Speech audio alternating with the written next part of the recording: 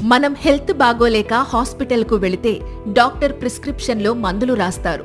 కానీ జపాన్లో డాక్టర్లు రోగులకు అడవిలో నడవండి అని ప్రిస్క్రిప్షన్పై రాసిస్తారని మీకు తెలుసా? ఏంటి, షాక్ అవుతున్నారా? అవును, మీరు విన్నది నిజమే.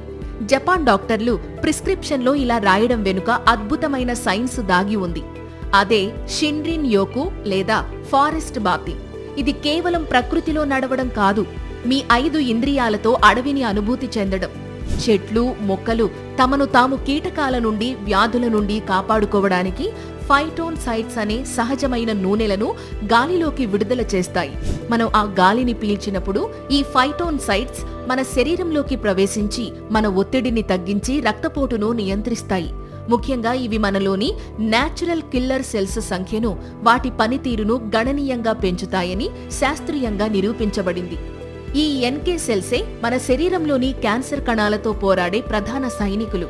అందుకే వారానికి ఒకసారైనా పార్క్లో లేదా పచ్చని ప్రదేశంలో మీ ఫోన్ను పక్కన పెట్టి నెమ్మదిగా నడుస్తూ ప్రకృతిని ఆస్వాదించండి.